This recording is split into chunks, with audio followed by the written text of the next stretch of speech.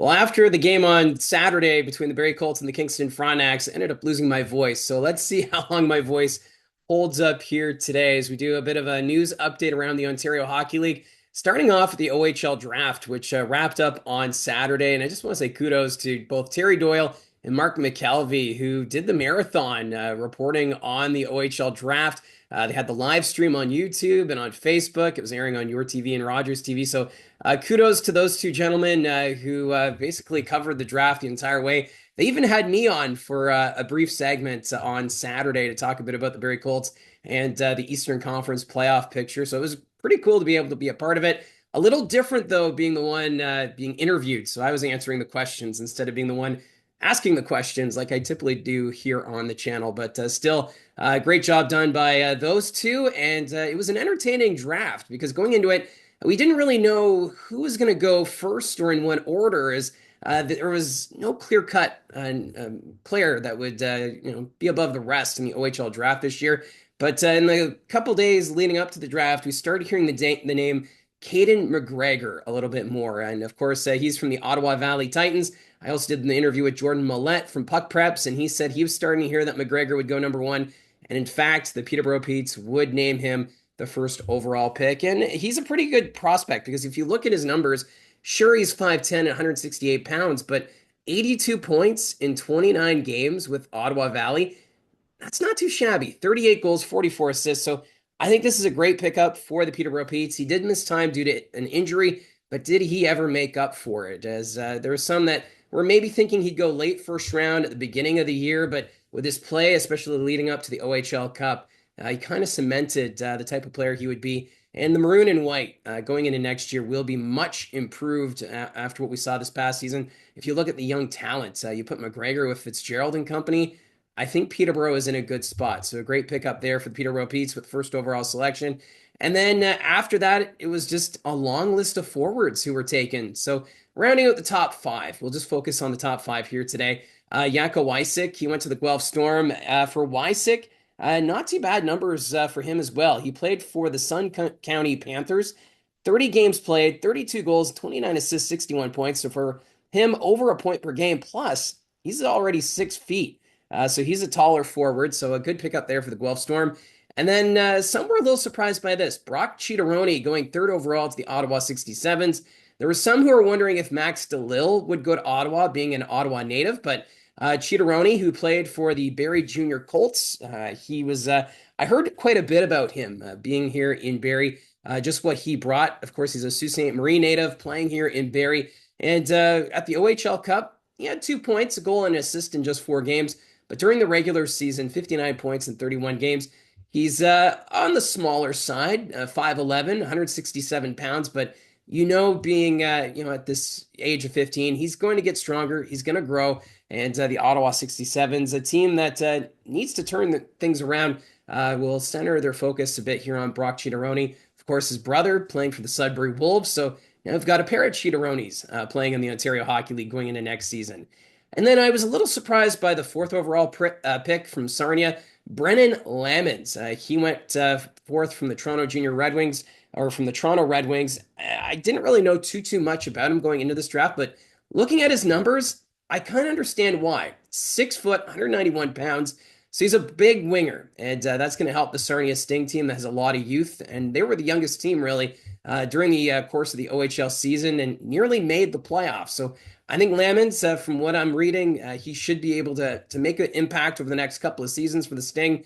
He had 36 points last year in 26 games, so over a point per game, which is not too shabby. And then rounding out the top five, Max DeLille. Some were thinking that maybe he would go first overall leading up to the draft, but he ends up going fifth. But he's going to play with his brother Tristan DeLille in Owen Sound. So I do like this family connection, getting the DeLille brothers to play together. And he is on the smaller side, 5'11", 175 pounds, but man, oh man, he's got some great skill. He's a point per game at the OHL Cup, and in 25 games with the Toronto Titans, 36 points, so 16 goals, 20 assists. So not too bad there. I do like that pickup for the Owen Sound attack. It'll be nice to see the DeLille brothers playing together next season, and of course, being the broadcaster of the Barrie Colts, we'll be getting well acquainted with the DeLilles next season as the Highway 26 rivalry resumes. One surprise, though, was seeing Cameron Warren drop to number 6. He went to the North Bay Battalion. But one thing to note, number 10, it was the Niagara Ice Dogs. They selected Ryerson Edgar, and at this point, my understanding is he still hasn't visited the Meridian Center. We've seen other draft picks of the Niagara Ice Dogs show up, so I know some fans raising some concerns here about Ryerson Edgar, but there was a lot of fanfare about him coming into this draft. So he would be a great pickup for the Niagara Ice Dogs, assuming he reports. I know there's been some discussions behind the scenes about what's going on with the team. From what I'm hearing, I've now heard from a few sources that there could be changes happening with management, and it all depends on a team that's still playing in the OHL playoffs. So take that with a grain of salt. It could just be speculation, but this is what I've now heard from two different sources that the Niagara Ice Dogs are looking to make changes behind the scenes, and it's tied with a team still playing in the OHL. So the Niagara Ice Dogs pick was interesting. Also, Kingston picking up Alex Kuleman, and of course, his father played with the Toronto Maple Leafs. So we've got a Kuleman now joining the Ontario Hockey League. And then you have to go all the way down to the 14th pick before we saw a defenseman selected, and that was Peter Green going to the Brampton Steelheads. So it took a little bit for a defenseman to go, but it just goes to show that the depth of forward in the 2025 OHL priority selection was alive and well. So during the off season, I'm looking to do some videos looking back at the season that was for teams and looking ahead. And I'll do probably a little more discussions about first round picks from every team. So I just wanted to highlight some of the players here as we recap the 2025 OHL priority selection. Now, the big news coming out of last night is the health of Nick Lardis. He scored a hat trick in the Brantford Bulldogs win over Oshawa yesterday, but he suffered a lower body injury after taking a hit from Andrew Gibson of the Oshawa Generals. He did not look like he was in good shape, couldn't put a lot of weight on that left leg, and needed help getting off the ice from head coach McKee. He's saying that he's going to be reevaluated. They don't have an update on his status at this time, but that'd be a huge loss for Brantford if Nick Lardis is unavailable for a few games this series. He scored 71 goals during the regular season, and he has 11 already in the playoffs. So he's a key player for this Bulldogs team. They are up 2-0 in the best of 7 series over the Oshawa Generals, but now they're also missing Ryerson Leanders and now Nick Lardis. So big hit and an opportunity for Oshawa to maybe get back in this series. Game 3 scheduled for tomorrow night down at the Tributes Community Center, and then Game 4 will be on Thursday. So keep an eye on this one. Nick Lardis being out is a huge loss for the Brantford Bulldogs.